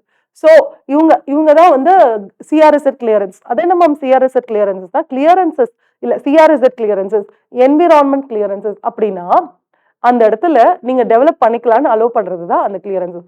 அந்த இடத்துல சிஆர்இசட் இருக்கு, ஆனாலும் நீங்க அங்க ப்ராஜெக்ட் வச்சுக்கலாம். இல்ல அங்க ஒரு நேஷனல் பார்க் இல்லைன்னா ஒரு வைல்ட் லைஃப் சாங்சுவரி இருக்கு, ஆனாலும் நீங்க அந்த இடத்துல டெவலப் பண்ணிக்கலாம்னா அதுதான் என்விரான்மெண்ட் கிளியரன்சஸ், சிஆர்இசட் கிளியரன்சஸ் அப்படின்னு அர்த்தம். Okay, and measures taken up by the government towards achieving. So இவங்க என்ன பண்ணுவாங்க, இந்த பாடி வந்து they will give CRZ clearances, அதுக்கு ரெக்கமெண்ட் பண்ணுவாங்க and they will evaluate the measures. So என்னென்ன மெஷர்ஸ் எல்லாம் கொண்டு வராங்க அந்த கோஸ்டல் ஜோனை பாதுகாக்கிறதுக்காக அதை எவாலுவேட் பண்றதும் இவங்களோட வேலை. ஸோ கோஸ்டல் கட் இது வந்து அந்த பர்டிகுலர் இப்போ இந்த பீச் இருக்கு, இந்த கடல் இருக்கு, இதுல இருந்து பாத்தீங்கன்னா உங்களுக்கு சிஆர்இசட் 1, சிஆர்இசட் 2, சிஆர்இசட் 3ன்னு சொல்லிட்டு லேண்டை வந்து கேட்டகரைஸ் பண்ணுவாங்க. இது எப்படின்னா ஹை டைட்ல வரதையும் சாரி லோ டைட்ல வரதையும் ஹை டைட்ல வர லென்த்தையும் பொறுத்து, ஏன்னா ஒவ்வொரு பீச்சுக்கும் ஒவ்வொரு மாதிரி ஹை டைட் லென்த் வரும், லோ டைட் லென்த் வரும், அதுக்கேற்ற மாதிரி அந்த சிஆர்இசட் 1, 2, 3, 4 இதை வந்து கேட்டகரைஸ் பண்ணுவாங்க. சிஆர்இசட் 1 வந்து ரொம்ப அதிகமா அதை வந்து நீங்க ப்ரொடெக்ட் பண்ணணும், ஏன்னா அது ஈகாலஜிக்கலி சென்சிட்டிவ் ஜோனா இருக்கும். ஏன்னா அந்த இடத்துல மண் அரிப்பு நிறைய சான்சஸ் இருக்கும், அதனால நீங்க நிறைய டெவலப்மெண்ட் அங்க கொண்டு வரக்கூடாது. ஸோ அதனால அந்த மாதிரி ஏரியா வந்து சிஆர்இசட் 1. அந்த இடத்துல மேங்க்ரோவ்ஸ் இருக்கும், சாங்சுவரிஸ் இருக்கும், கோரல் ரீஃப்ஸ் இருக்கும், அங்கதான் ஆலிவ் ரிட்லி டர்ட்டில்ஸ் இருக்கும், அங்க வந்து ப்ளூவே எல்லாம் கொஞ்சம் தூரம் வரதுக்கான வாய்ப்பு இருக்கு. ஸோ அந்த மாதிரி இடத்துல வந்து ரொம்ப அதிகமா ப்ரொடெக்ட் பண்றது ஆயிஸ்டர், மொலஸ்க், கோரல் ரீஃப்ஸ் இதெல்லாம் இருக்கிற மாதிரி ஒரு சென்சிட்டிவான ஏரியா தான் சிஆர்இசட் 1. அடுத்து சிஆர்இசட் 2 பாத்தீங்கன்னா ஆல் டெவலப்டு ஏரியா, ஷோர்லைன் பக்கத்துல இருக்கிற டெவலப்டு ஏரியா. அப்புறம் சிஆர்இசட் 3A பாத்தீங்கன்னா பாப்புலேஷன் அதிகமா இருக்கிற ஒரு ஏரியா. அதுக்கப்புறம் பாத்தீங்கன்னா சிஆர்இசட் 3B பாத்தீங்கன்னா பாப்புலேஷன் கம்மியா இருக்கிற ஏரியா. இதெல்லாம் இன்னொன்னு 4 இருக்கு, அது நம்ம அப்புறம் பேசலாம். ஸோ இந்த 1, 2, 3ல இதுல பாத்தீங்கன்னா எதையுமே அலோவ் பண்ண மாட்டாங்க. சஸ்டைனபிளா டெவலப் பண்ற ஆக்டிவிட்டிஸை மட்டும் தான் அலோவ் பண்ணுவாங்க, மேக்ஸிமம் நிறைய அலோவ் பண்ண மாட்டாங்க. இதுல அலோவ் பண்ணுவாங்க, இதுல அலோவ் பண்ணுவாங்க, அந்த மாதிரி. ஸோ இதுல பாத்தீங்கன்னா வித்தின் முனிசிபல் இதுல 50 metre from high tide line will be no development zone. So இந்த சிஆர்இசட் 3A இவ்வளவு இருக்குன்னா இதுல வந்து பாத்தீங்கன்னா 50 மீட்டர் ஹை டைட் லைன்ல இருந்து 50 மீட்டர் வரை நீங்க டெவலப்பே பண்ணக்கூடாது அப்படின்ற மாதிரி இருக்கும். ஸோ அந்த மாதிரி நிறைய விஷயங்கள் வந்து இதுல வந்து கேட்டகரைஸ் பண்ணுவாங்க. அண்ட் இதுல பாத்தீங்கன்னா 200 metre from the high tide line on the landward side will be earmarked as no development zone. So இங்க 50 மீட்டர் தான், ஏன்னா நிறைய பாப்புலேஷன் இருக்கு, அதனால 50 மீட்டர் தான். இங்க கம்மியான பாப்புலேஷன் இருக்கு, அதனால 200 மீட்டரும் நோ டெவலப்மெண்ட் ஜோன். ஸோ இது வந்து ஞாபகம் வச்சுக்கோங்க. இது ஆப்வியஸா it is no development zone.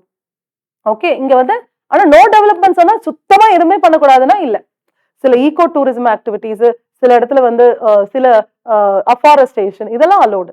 So இந்த மாதிரி இருக்கு. ஓகே, அண்ட் டூரிசம்க்குலாம் இது பெரிய பூஸ்ட், ஏன்னா freeze on constructions along the coastal zone lifted the tourism sector will be the biggest beneficiary. Okay, இது என்னன்னா இவங்க வந்து இதை மாத்துனது நல்லதுன்றாங்க. அதாவது 200 மீட்டர் நோ டெவலப்மெண்ட் ஜோன்ல இருந்து 50 மீட்டரா குறைச்சது வந்து டூரிசமுக்கு பெனிஃபிட் அப்படின்னு சொல்றாங்க. ஓகே, அப்புறம் டாய்லெட்ஸ் எதெல்லாம் அலோடு இல்லை அப்படின்றத சொல்றாங்க.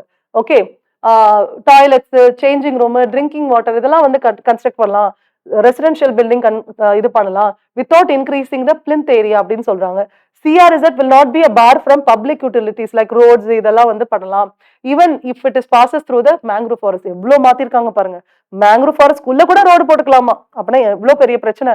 சோ இந்த மாதிரி CRZ 3ல வந்து பாத்தீங்கன்னா will address state's main concern of issuing permission to dwelling units as well. ஏன்னா ஸ்டேட் வந்து எனக்கு இவ்வளவுதான் ஏரியா இருக்கு, இவ்வளவு பாப்புலேஷன் இன்க்ரீஸ் ஆயிட்டு இருக்கு, அதனால நீங்க எப்ப பார்த்தாலும் என்விரான்மெண்ட்டையே இது பிரச்சனையா கொண்டு வந்தீங்கன்னா அப்புறம் நாங்க எப்படி டெவலப் பண்றது அப்படின்னு கேக்குறாங்க. சோ அந்த மாதிரி அதனாலதான் இப்ப வயநாடுல எல்லாம் நிறைய இஷ்யூ நடந்துட்டு இருக்கு. சோ இந்த மாதிரி நிறைய விஷயங்களை நம்ம மாத்துறதுனாலதான் நிறைய பிரச்சனைகள் வருது. சோ அதை வந்து கன்சர்னா எடுத்துட்டு வரணும். சோ இதெல்லாம் பாத்துக்கிட்டீங்கன்னா தெரியும். And coastal land up to 500 meter from the high tide line and area of 100 meter along banks of estuaries, backwater இதெல்லாம் பாருங்க are called as coastal regulation zone. So high tide ல இருந்து 500 மீட்டர் வர 1 2 3 4ன்னு சொல்லிட்டு categorise பண்ணி ஃபுல்லா எல்லாமே என்ன வரும் CRZ ன்னு வரும். So CRZ 1 2 3 3A 3B and 4 வந்து aquatic areas up to territorial limits. So சில நேரத்துல வந்து பாத்தீங்கன்னா பீச் பக்கத்துல ஒரு ரிவர் இருக்கும். So பீச் பக்கத்துல அதாவது ஒரு ஆறு வந்து இந்த பீச்ல வந்து சேரும். சோ அதாவது இந்த ஏரியா வந்து இதுவரை வரும். சோ அப்போ வந்து CRZ 4 வந்து அங்க வர வரும். So aquatic areas up to territorial limits. So அதெல்லாம் CRZ 4ல வரும். அப்புறம் CRZ 3 2 அதெல்லாம் பார்த்துட்டோம். அப்புறம் சி சேஞ்ச் இப்ப நிறைய சேஞ்ச் பண்ணிருக்காங்க. சோ அதுதான் இங்க சொல்லியிருக்காங்க. சோ ஈகோ டூரிசம் ஆக்டிவிட்டிஸ் அப்புறம் பாத்தீங்கன்னா இதெல்லாம் அலோவ் பண்றாங்க. அப்புறம் சப்டிவிஷன் பண்ணிருக்காங்க. அதாவது கோஸ்டல் ரெகுலேஷன் ஜோன் 2011லயும் 18ல நடந்த சேஞ்சுக்கும் என்ன டிஃபரன்ஸ்? இதுல பாத்தீங்கன்னா 50 மீட்டர் தான் நோ டெவலப்மெண்ட் ஜோன். ஓகே, இதுல பாத்தீங்கன்னா ஸ்டேட்ஸ் ஹேவ் நோ டிஸ்கிரிஷன். இதுல வந்து ஸ்டேட்ஸ்க்கு டிஸ்கிரிஷனே இல்ல. ஆனா 50 மீட்டர் லிமிட்ல வந்து அதுக்கப்புறம் பாத்தீங்கன்னா ஸ்டேட் வந்து தாராளமா என்ன வேணாலும் பண்ணிக்கலாம். சோ டிஸ்கிரிஷனா என்னன்னா என்ன வேணாலும் பண்ணிக்கலாம் ஸ்டேட். ஆனா இங்க வந்து டிஸ்கிரிஷனே இல்ல, என்ன வேணாலும் பண்ணலாம் முடியாது, நீங்க ரூல்ஸ் தான் ஃபாலோ பண்ணணும் ஸ்டேட்டுக்கு வந்து ஸ்ட்ரிக்டா சொல்லிடுச்சு இது. ஆனா இதுல என்ன சொல்றாங்க 50 மீட்டருக்கு மேல நீங்க என்ன வேணாலும் பண்ணிக்கலாம் அப்படின்னு சொல்லிடுச்சு இது. அடுத்து பாத்தீங்கன்னா 500 மீட்டர் CRZ வந்து 4 சப்டிவிஷனா மாத்திருக்காங்க. இதுலயும் பாத்தீங்கன்னா 4 ரீஜன்ஸ் இருக்கு. ஆனா இதுல சப்டிவிஷன்ஸ் இருக்கு. ஏன்னா CRZ 1A 1B CRZல 3A 3Bன்னு subdivisions நிறைய இருக்கு. அப்புறம் இதுல நோ டெவலப்மெண்ட் ஜோன் வந்து CRZ 1ல பாத்தீங்கன்னா இருக்கு. ஆனா டிஃபென்ஸ்க்கோ ஸ்ட்ராட்டஜிக் பர்பஸ்க்கோ அந்த நோ டெவலப்மெண்ட் ஜோன் இல்ல, அவங்க டெவலப் பண்ணிக்கலாம். இங்க பாத்தீங்கன்னா ஈகோ டூரிசம் நிறைய வந்து அலோவ் பண்ணிருக்காங்க நோ டெவலப்மெண்ட் ஜோன்லயும். ஓகே, சோ நியூ CRZ 1ல நோ நியூ கன்ஸ்ட்ரக்ஷன் இருக்கு. இது எங்க இருக்குன்னா லோ டைட் லைனுக்கும் ஹை டைட் லைனுக்கும் நடுவுல இருக்கிறது தான் CRZ 1ன்றது.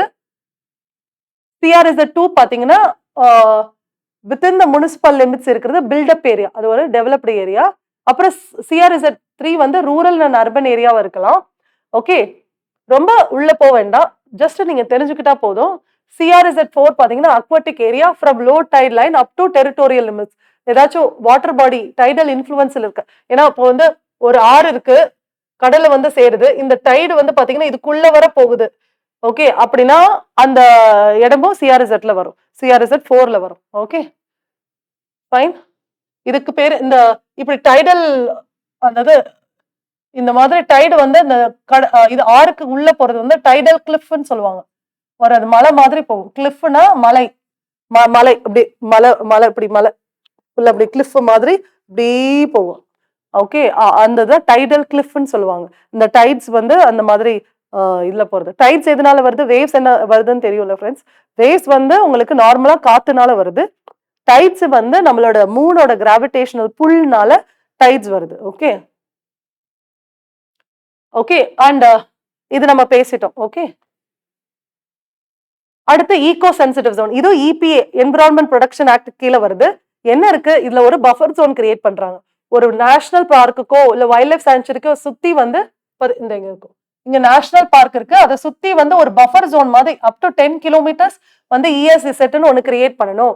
ஒவ்வொரு ஸ்டேட்டும் அதோட சாங்சுரிக்கோ இல்ல வைல்ட் லைஃப் பார்க்கோ சுத்தி இந்த 10 கிலோமீட்டரை சுத்தி நீங்க வந்து இன்னும் அதிகமா ப்ரொடக்ட் பண்ணணும் அப்படின்னு சொல்றதுதான் இது. ஆனா இப்ப வந்து எதையுமே ஸ்டேட் பண்றது இல்லைனால சுப்ரீம் கோர்ட் வந்து நீங்க 1 கிலோமீட்டர் கட்டாயம் பண்ணணும் அப்படின்னு சொல்றாங்க.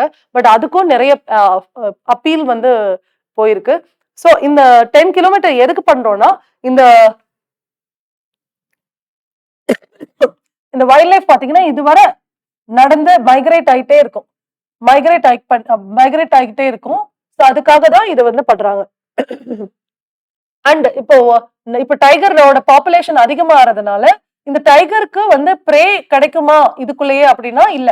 சோ அது ப்ரேக்காக சம்டைம் வெளியே வரும். அப்படி வெளியே வரும்போது அது வந்து ஆக்சிடென்ட்னால செத்துறக்கூடாது, இல்ல யாராச்சும் ஹண்ட் பண்ணிடக்கூடாது, இல்லைன்னா அந்த அனிமல் வேற யாரையும் ஹண்ட் பண்ணிடக்கூடாது அப்படின்றதுனால இந்த காரிடர் இந்த பஃபர் ஜோன் வந்து கிரியேட் பண்றாங்க. So ESZ area pending approval from ministry of environment forest. So இந்த பார்க்ல வந்து அன்ஷி தண்டேலி நேஷனல் பார்க் வந்து இன்னுமே ESZ மாறுறதுக்காக பெண்டிங்கா இருக்கு. அதாவது இஎஸ்இசட்டா மாறுறதுக்கு இஎஸ்இசட்டா ஆக்குறதுக்கு வந்து அந்த அப்ரூவலுக்காக மினிஸ்ட்ரி ஆஃப் என்விரான்மெண்ட் ஃபாரஸ்ட்ல வந்து இது பெண்டிங்கா இருக்கு. Okay, so this you have to understand. And ESZ வந்து பாத்தீங்கன்னா இப்போ ரீசெண்டா 2022 சுப்ரீம் கோர்ட் வந்து எல்லா முக்கியமான ப்ரொடெக்டட் ஏரியாஸ்லயும் 1 கிலோமீட்டர் ஆச்சும் நீங்க வந்து மேண்டேட்ரி நீங்க ஈகோ சென்சிட்டிவ் ஜோனா இருக்கணும் அப்படின்னு சொல்றாங்க.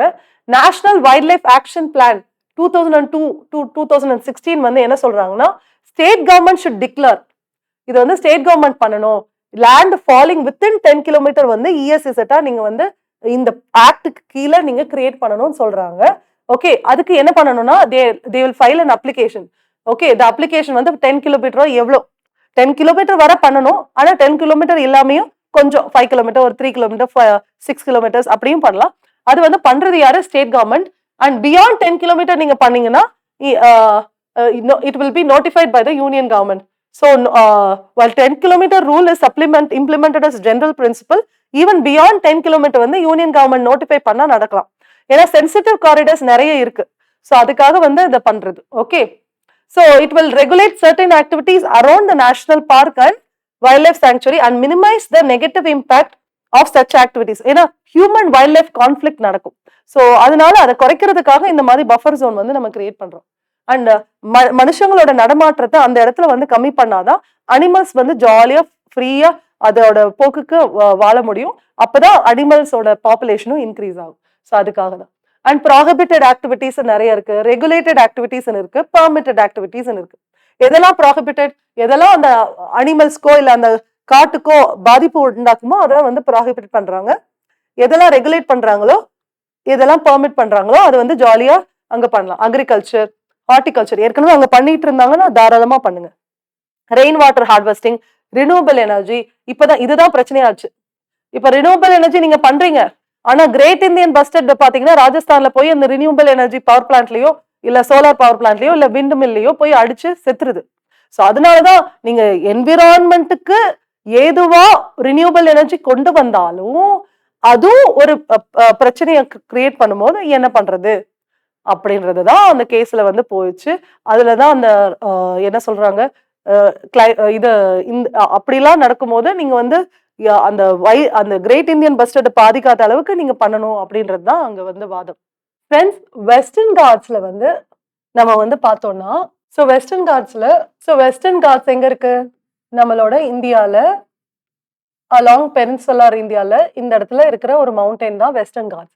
ஸோ இந்த வெஸ்டர்ன் காட்ஸ்ல நிறைய மழை வருது. இந்த இடத்துல இருக்கிறது வயநாடுல லேண்ட்ஸ்லைட் நடக்குதுன்னு எல்லாருக்கும் தெரியும்.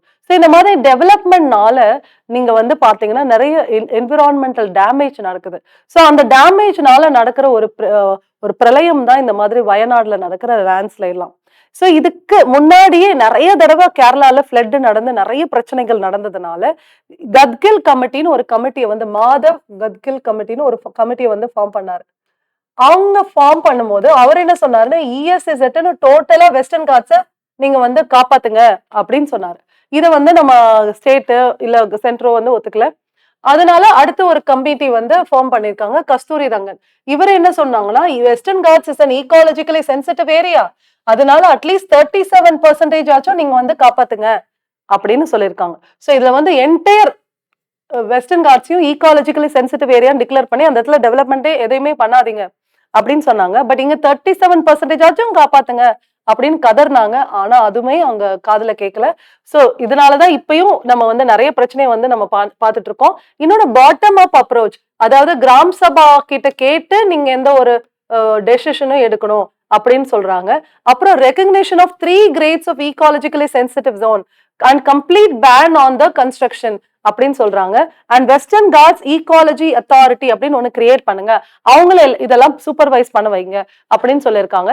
இந்த சைடு என்ன பண்றாங்கன்னா, decision making responsibility lies primarily with government and the bureaucracy அப்படின்னு சொல்லிட்டு இது டாப் டவுன் அப்ரோச் சொல்றாரு. இவங்க வந்து பாட்டம் அப் அப்ரோச், அதாவது இது வந்து கவர்மெண்ட்டுக்கு ஏதுவா சொல்றாங்க. இவர் வந்து என்விரான்மெண்ட் பிரச்சனையை தீக்கிறதுக்கு சொல்றாரு. இவர் வந்து கொஞ்சம் மாடிஃபை பண்ணி, சரி நீங்க எப்படியும் ஒர்க் அவுட் பண்ண மாட்டீங்க, இதையாச்சும் கேளுங்கன்னு சொல்லிட்டு இவர் சொல்றாரு. இதையும் நம்ம வந்து இதுவரை இம்ப்ளிமெண்ட் பண்ணல. அப்புறம் hydroelectric power plans to be permitted அப்படின்னு சொல்றாரு. ஆனா வந்து ஸ்மால் ஹைட்ரோ பவர் பிளான்ட்ஸ் தான் வந்து ஈகாலஜிக்கலி நல்லதுன்னு சொல்றாங்க. ஆனா அதுவுமே எவ்வளவு தூரம் நல்லதுன்னு தெரியல. பட் இவங்க வந்து ஹைட்ரோ எலக்ட்ரிக் பவர் அலோவ் பண்றாங்க. அதுவுமே பெரிய பிரச்சனை தான் ஃப்ரெண்ட்ஸ். ஏன்னா லேண்ட்ஸ்லைட் நடக்கும்போது என்ன பிரச்சனைனா, இங்க வயநாடு வந்து நிறைய மலையை வந்து தாங்கக்கூடிய பக்குவம் வந்து அந்த மலை அடிவாரத்துல இல்ல. ஏன்னா வந்து நம்ம எல்லா ஃபாரஸ்டையும் வந்து அழிச்சிட்டோம். அதனால எல்லா பிளான்ட்ஸும் அழியறதுனால அந்த பிளான்ட்ஸ் வந்து பண்ற அந்த ரூட் பைண்டிங் பண்ற அந்த சாயில பைண்ட் பண்ற ஒரு இது வந்து அங்க அழிஞ்சு போகுது. அதனால மண் சரிவு வந்து நிறைய வந்து நடக்குது. ஏன்னா ரூட் வந்து உங்க மண்ணை வந்து பைண்ட் பண்ணி வைக்கும். ஆனா அது இப்ப அந்த மரத்தை அழிச்சோன்னா அந்த ரூட் வந்து இப்ப இறந்துருச்சு. அதனால அந்த மண் சரிவு நடக்குது. இப்ப இங்க என்ன பிரச்சனைனா, ஹைட்ரோ எலக்ட்ரிக் பவர் பிளான்ட்ல என்ன ஆகும், நிறைய தண்ணியை வந்து நீங்க சேர்த்து வைப்பீங்க. அதனால அந்த இடத்துல வந்து தண்ணி வந்து ஆஹ் அந்த அந்த ஈக்காலஜி தாங்கக்கூடிய கெப்பாசிட்டிக்கு அதிகமா நீங்க தண்ணி அந்த இடத்துல ரிசர்வாயர்ல சேவ் பண்ணி வைப்பீங்க. அதனால வந்து ஒரு அங்க வந்து என்ன ஒரு எர்த்க்கு வாக்கோ, ஏன்னா ரிசர்வாயர் இன்டியூஸ்ட் எர்த் குவேக்னு சொல்லிட்டு நம்ம புஜ் அப்படின்னு ஒரு இடத்துல அந்த நம்ம மகாராஷ்டிரால புஜ் அப்படின்ற ஒரு இடத்துல வந்து நடந்திருக்கு. ஏன்னா இது வந்து ரிசர்வாயர் இன்டியூஸ்ட் எர்த் குவேக். அதாவது அதிகமா நீங்க வந்து தண்ணிய சேமிக்கும் போது ஒரு ஒரு இடத்துல வந்து எவ்வளவு தூரம் வெயிட் தாங்குமோ அதுதான் தாங்கும். ரொம்பவும் நீங்க வந்து வெயிட் போட்டு அந்த இடத்துல ஒரு ஒரு ஒரு ரிசர்வாயரை உருவாக்குனீங்கன்னா, அந்த ஏன்னா டேம் இருக்கும்ல, எப்பயுமே வந்து ஒரு ஹைட்ரோ எலக்ட்ரிக் பவர் ப்ராஜெக்ட்னா அந்த இடத்துல ஒரு டேம் இருக்கும். அங்க வந்து தண்ணியை சேவ் பண்ணி வைப்பாங்க. அதுதான் அதை எடுத்து விடும்போது தான் அந்த இடத்துல அப்படி தண்ணி ஓட்டு வரும்போது அந்த இடத்துல பவரை வந்து ஜெனரேட் பண்ணுவாங்க. சோ இந்த மாதிரி வந்து பண்றதுனால அந்த இடத்துல வந்து ரிசர்வாயர் இன்டியூஸ்ட் எர்த் குவேக் நடந்தது. சோ அந்த மாதிரி நிறைய பிரச்சனைகள் நடக்குது. இன்னொன்னு வந்து அந்த மண்ண சரிவுக்கு தண்ணி தான் முக்கியம். அந்த தண்ணி என்ன பண்ணும், அந்த மண் சரிவை வந்து இன்னும் அதிகப்படுத்தும். சோ அந்த மாதிரி இருக்கும்போது இந்த ஹைட்ரோ எலக்ட்ரிக் பவர் ப்ராஜெக்ட் எல்லாம் பாத்தீங்கன்னா தண்ணியோட இதை வந்து அந்த மண்ண சரிவை வந்து அதிகப்படுத்துது. பட் அதையும் அலோவ் பண்ணிருக்காங்க. அப்புறம் recommends a complete ban on quarrying. But quarrying எல்லாம் வேண்டாம் அப்படின்னு சொல்லிட்டாரு. strengthen the current legal framework. இப்ப இருக்கிற லீகல் ஃப்ரேம்வொர்க்க ப்ராப்பரா நீங்க பண்ணாலே போதும் அப்படின்ற மாதிரி சொல்லியிருக்காரு. சோ இதெல்லாம் பாத்தீங்கன்னா இது ரொம்ப ரொம்ப இம்பார்ட்டன்ட். அதனால நம்ம பேசுறோம். ஏன்னா கரண்ட் அஃபேர்ஸ்ல வயநாடு லேண்ட்ஸ்லைட் நடக்கும் போதோ இல்ல இதுக்கு முன்னாடி கேரளா பிளட்ஸ் ஒவ்வொரு வருஷமும் நடக்கும் போது எப்ப பார்த்தாலும் நம்ம மாதவ் கத்கல் கமிட்டி சொன்னதை நடத்தணும், மாதவ் கத்கல் சொன்னதை செய்யணும், இது கஸ்தூரி ரங்கன் சொன்னதை செய்யணும்னு சொல்லிக்கிட்டே இருக்கோம். ஆனா நடக்கல. So that is where you have to understand. And environmental impact அசஸ்மெண்ட்டும் இபிஏ ஆக்ட் மூலமா வருது. இதுல என்ன பண்றாங்க, ஒரு ஒரு ஃபாரஸ்ட்ல நான் ஏதாச்சும் ஒரு ப்ராஜெக்ட நான் கொண்டு வரணும்னா அதுக்கு வந்து அந்த ப்ராஜெக்ட்னால அந்த என்விரான்மெண்ட்டுக்கு என்ன பிரச்சனை, அந்த பிரச்சனையை வந்து நான் வந்து லிஸ்ட் அவுட் பண்ணணும். அதுக்கப்புறம் பாத்தீங்கன்னா அந்த பிரச்சனை அந்த இம்பாக்ட வந்து நான் லிஸ்ட் பண்ணிட்டு அதை வந்து பீப்புள் கிட்ட சொல்லணும். அந்த பீப்புள் வந்து அதை வந்து கன்சர்ன் கொடுக்கணும். ஓகே இல்ல, ஓகேன்னு சொல்லணும், இல்ல இல்லன்னு சொல்லணும். அதுதான்.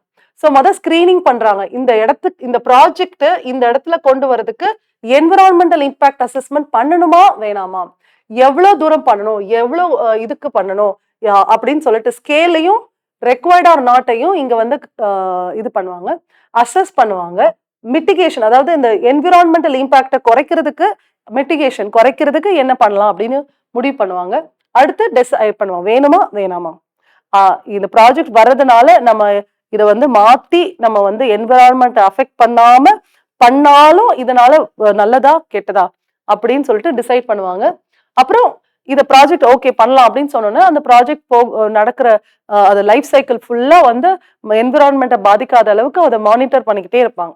ஸோ அதுதான் இந்த என்விரான்மெண்டல் இம்பாக்ட் அசஸ்மெண்ட்ல நடக்குது. சோ இதுல வந்து என்ன பண்றாங்கன்னா, இதுல வந்து ரொம்ப இன்டீரியரா நம்ம போகும்போது category A project, category B project. Category A ப்ராஜெக்ட்டுக்கு நேஷனல் லெவல் அப்ரூவ் வாங்கணும். கேட்டகரி பி ப்ராஜெக்ட் வந்து ஸ்டேட் லெவல் அப்ரைஸ் பண்ணும். அப்ரைசல்னா அப்ரூவ் மாதிரி தான்.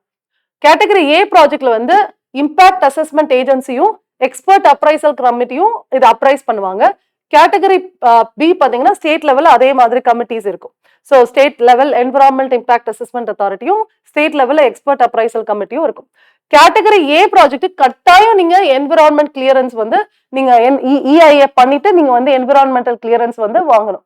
ஸோ அதனால இது பாத்தீங்கன்னா ஸ்கிரீனிங்கே இதுக்கு அவசியம் இல்லை. அதாவது வேணுமா வேணான்ற ஒரு கேள்வியே அங்க இருக்காது. ஏன்னா அது கட்டாயம் நீங்க இஐஏ பண்ணி தான் ஆகணும்.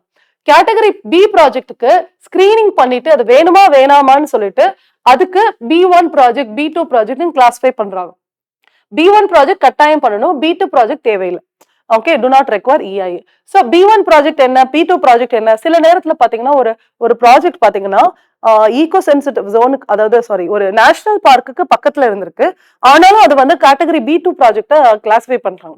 ஸோ கிளாசிபிகேஷன்லயும் தப்பு இருக்கு. அதாவது ஸ்கோப், அதோட கிளாசிபிகேஷனையும் தப்பு பண்ணி அப்படி எஸ்கேப் ஆறவங்களும் இருக்காங்க. ஸோ அந்த மாதிரி நிறைய விஷயங்கள் வந்து இங்க பிரச்சனையா தான் இருக்கு. So that you have to understand. And category A project, category B projects undergoes complete EIA, whereas category B2 project is excluded from the complete EIA. இதுல வந்து 2006 அமெண்ட்மெண்ட் கழிச்சு இதுல 4 ப்ராசஸ் தான். வேணுமா வேணாமா, அப்புறம் எந்த லெவலுக்கு அதை வந்து நம்ம இஐஏ பண்ணணும், ஸ்கோப் பண்ணணும், அப்புறம் அந்த பிரச்சனை என்னன்னு சொல்லிட்டு பப்ளிக்கோட அப்ரூவல் வாங்கிட்டு அந்த ப்ராஜெக்ட் வேணுமா வேணாமான்றது இந்த கமிட்டி வந்து அப்ரைஸ் பண்ணும். ஸோ பப்ளிக் கிட்ட கேட்கணும், பப்ளிக்கோட கன்சர்ன் வாங்கிட்டு நம்ம ஸ்டேட்டும் இல்லைன்னா சென்டரும் வந்தீங்கன்னா அப்ரைஸ் பண்ணும், அதாவது அப்ரூவ் பண்ணும். அதுக்கு முன்னாடி அந்த ப்ராஜெக்ட்னால என்ன விளைவு, இம்பாக்ட், அதை குறைக்கிறதுக்கு ஏதாச்சும் மிட்டிகேட் பண்ண முடியுமான்றதையும் பார்க்கணும். ஸோ இதுதான் நடக்குது இங்க இந்த ப்ராஜெக்ட்ல. அடுத்து பாத்தீங்கன்னா waste management rule. So waste management ரூல்ஸ்னு வரும்போது நிறைய வேஸ்ட் இருக்கு. சாலிட் வேஸ்ட், இது e waste, construction and demolition waste. நான் நிறைய வேஸ்ட் மேனேஜ்மெண்ட் ரூல்ஸ் சொல்லலைங்க. அப்புறம் பயோமெடிக்கல் வேஸ்ட், அடுத்து பாத்தீங்கன்னா பிளாஸ்டிக் வேஸ்ட், அப்புறம் முனிசிபல் வேஸ்ட்னு கூட தனியா இருக்கு. ஸோ இப்படி நிறைய வேஸ்ட் இருக்கும் போது சில முக்கியமான வேஸ்ட் ரூல்ஸ் மட்டும் நம்ம இங்க பாத்துக்கலாம். எஸ்பெஷலி பயோமெடிக்கல் வேஸ்ட் ரூல்ஸ் பாத்தீங்கன்னா இதுல முக்கியம். இதெல்லாம் இன்க்ளூட் வேக்சினேஷன் கேம்ப்ஸ்ல நடக்கிற பயோமெடிக்கல் வேஸ்ட், பிளட் டொனேஷன் கேம்ப்ல நடக்கிறது, சர்ஜிக்கல் கேம்ப்ல நடக்கிறது, எனி ஹெல்த் கேர் ஆக்டிவிட்டில நடக்கிறது. இன்னொன்னு பாத்தீங்கன்னா இந்த குளோரினேட்டட் பிளாஸ்டிக் பேக்கையும் கிளவுஸையும் பிளட் பேக்கையும் பாத்தீங்கன்னா 2 இயர்ஸ்ல ஃபேஸ் அவுட் பண்ணணும். ஸோ இதை வந்து யூஸ் பண்ணாதீங்க, இது கொஞ்சம் கொஞ்சமா அதை யூஸ் பண்றதுல இருந்து குறையுங்க அப்படின்னு சொல்றாங்க. அப்புறம் பாத்தீங்கன்னா pre treatment of laboratory waste and microbiological waste, இதெல்லாம் ப்ரீ ட்ரீட்மெண்ட் பண்ணணும். ஓகே, யூஸ் பண்றதுக்கு முன்னாடி ப்ரீ ட்ரீட்மெண்ட் பண்ணணும். ரெகுலர் ட்ரைனிங்கும் immunisation for all health care ஒர்க்கர்ஸும் பண்ணணும். பார்கோட் சிஸ்டம் யூஸ் பண்றாங்க. ஓகே, அதை நான் நெக்ஸ்ட் ஸ்லைட்ல பிக்சரா கொடுக்குறேன். ஸோ ஒவ்வொரு டைப் ஆஃப் வேஸ்ட், பயோமெடிக்கல் வேஸ்ட்லயும் பிளட்னு ஒண்ணு இருக்கு, அப்புறம் வந்து இந்த கிளாஸ் ஆப்ஜெக்ட்ஸ் எல்லாம் இருக்கு, அப்புறம் இது சிரிஞ்சு, அந்த இது அதெல்லாம் இருக்கும். அதுக்கப்புறம் பாத்தீங்கன்னா ஃபுட் வேஸ்டும் நடக்கும். இன்னொன்னு அந்த நம்மளோட உடம்புல இருக்கிற பாட்டை எடுக்கிறாங்கன்னா அந்த வேஸ்டும் இருக்கும். ஸோ இந்த மாதிரி நிறைய வேஸ்ட் இருக்கு. ஸோ அதெல்லாம் பார்கோட் வச்சு பிரிக்கிறாங்க. அண்ட் கேட்டகரைசேஷன் பாத்தீங்கன்னா 4 கேட்டகரிஸ்ல வந்து பிரிக்கிறாங்க. ஏர்லியர் 10 இருந்தது, இப்ப 4 குறைச்சிட்டாங்க. And state government has to provide the land for common biomedical waste treatment. So இதெல்லாம் ஸ்டேட் கவர்மெண்ட் தான் மேக்ஸிமம் இம்ப்ளிமெண்ட் பண்ற ஒரு அத்தாரிட்டியா இருக்கு. ஸோ ஜென்ரல் வேஸ்ட்னா பாத்தீங்கன்னா கிரீன், இன்ஃபெக்டட் பிளாஸ்டிக்னா அது வந்து இப்ப கிளவுஸ் அதெல்லாம் பாத்தீங்கன்னா ரெட், இன்ஃபெக்டட் வேஸ்ட் லைக் வந்து கெமிக்கல் லிக்விட் எல்லாம் இருந்ததுன்னா அது எல்லோ, அப்புறம் கிளாஸஸ் எல்லாம் இருந்ததுன்னா அது ப்ளூ, அதுக்கப்புறம் ஷார்ப் நீடில் அண்ட் கிளாஸஸ்னா கிரே கலர்ல இருக்கு. ஸோ நீங்க இனிமேல் ஒரு ஹாஸ்பிட்டல் போகும்போது இந்த என்னென்ன கலர்ஸ் இருக்கு, ஏன்னா எல்லா ஹாஸ்பிட்டலும் இந்த போர்டு போட்டிருப்பாங்க இந்த கலர்ஸ்க்கு. ஸோ அதெல்லாம் பார்க்கணும். எப்படிலாம் அதை வந்து டிஸ்போஸ் பண்ணணும்னு போட்டிருக்காங்க பாருங்க. டீப் பரியல், ரீசைக்கிள் பண்ணலாம், செக்யூர்டு லேண்ட் ஃபில்லிங்ல நீங்க போடலாம், அப்புறம் காமன் ட்ரீட்மெண்ட் ஃபெசிலிட்டிக்கு கொண்டு போகலாம், இப்படிலாம் இருக்கு. அப்புறம் அந்தந்த ஹாஸ்பிட்டல் இதோட ரெஸ்பான்சிபிலிட்டி எடுத்துக்கணும். சோ அதுக்கு பேரு எக்ஸ்டெண்டட் ப்ரொடியூசர் ரெஸ்பான்சிபிலிட்டி. இது எல்லா வேஸ்ட் மேனேஜ்மெண்ட்டுக்கும் ஒரு முக்கியமான ஒரு பிரின்சிபல். இது ஞாபகம் வச்சுக்கோங்க, எக்ஸ்டெண்டட் ப்ரொடியூசர் ரெஸ்பான்சிபிலிட்டி. இப்போ பொல்யூட்டர் பேஸ் பிரின்சிபல் இருக்குல்ல, அதேதான் பொல்யூட்டர் பே பிரின்சிபல். பொல்யூட் நீங்க பண்றீங்க அப்படின்னா நீங்க தான் அதுக்கான செலவையும் ஏத்துக்கணும். அதுதான் இந்த எக்ஸ்டெண்டட் ப்ரொடியூசர் ரெஸ்பான்சிபிலிட்டி. அதாவது நீங்க வந்து ஒரு ப்ராடக்ட வந்து விக்கிறீங்க, அது வந்து யூஸ் பண்ணி முடிச்சதுக்கு அப்புறம் அது வந்து குப்பையில போகும்போது நீங்க எக்ஸ்டெண்டடா அது ரெஸ்பான்சிபிள் எடுத்துட்டு நீங்க வந்து அந்த குப்பைக்கு போகாம நீங்களே அந்த ப்ராடக்ட் கஸ்டமர் கிட்ட இருந்து அந்த ப்ராடக்ட திருப்பி வாங்கி அதை ப்ராப்பரா வேஸ்ட் மேனேஜ்மெண்ட் பண்றீங்க.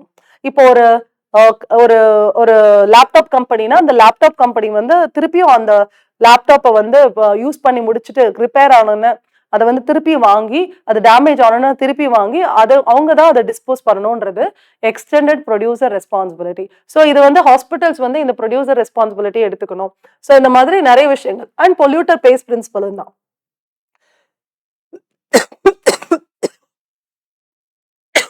அடுத்து இ வேஸ்ட் மேனேஜ்மெண்ட், இதுலயும் பாத்தீங்கன்னா இபிஆர் ரூல்ஸ் இருக்கும்.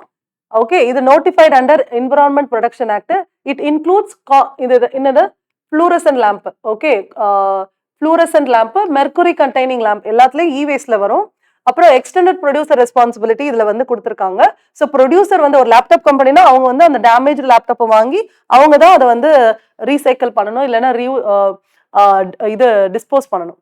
So that is the, and state government is the authority ensure safety and health and skill development of the workers involved in dismantling. என்னன்னா நிறைய நேரத்துல இன்ஃபார்மல் செக்டர் தான் இந்த வேஸ்ட் மேனேஜ்மெண்ட்ல இருக்காங்க. இந்த ரேக் பிக்கர்ஸ் இந்த குப்பையெல்லாம் அள்ளுறவங்க வந்து பாத்தீங்கன்னா அந்த பிளாஸ்டிக்கை மட்டும் அள்ளிட்டு இருப்பாங்க. ஸோ இந்த மாதிரி இன்ஃபார்மல் செக்டர் தான் நிறைய இருக்கு. அதனால அவங்களுக்கு நிறைய பிரச்சனை இருக்கு. அவங்களுக்கு எப்படி அதை வேஸ்ட்டை மேனேஜ் பண்ணணும்னு தெரியாது. ஸோ அதனால அவங்க வெறும் கையில வச்சு அதை பிக் பண்ணுவாங்க. அதனால நிறைய டிசீஸ் அவங்களுக்கும் பாதிக்கும். ஸோ அந்த மாதிரி நிறைய விஷயங்கள் நடக்கிறதுனால, இல்ல நீங்க வந்து வேஸ்ட்டை ப்ராப்பரா மேனேஜ் பண்ணாம சும்மா எரிச்சு விடுறதுனால பிளாஸ்டிக்ல இந்த டயாக்சின் ஒரு ஏர் வந்து அஃபெக்ட் பண்ணும். ஸோ இந்த மாதிரி நிறைய விஷயங்களால சும்மா வந்து அந்த இடத்துல ப்ராப்பரா வேஸ்ட் கலெக்ட் பண்றதுக்கு முனிசிபல் அத்தாரிட்டி வராததுனால அவங்க சும்மா அந்த இடத்துலயே வந்து அதை எரிச்சு விட்டுறாங்க. ஸோ அந்த மாதிரி நான் எரிக்கும் போது நிறைய பிரச்சனை நடக்குது.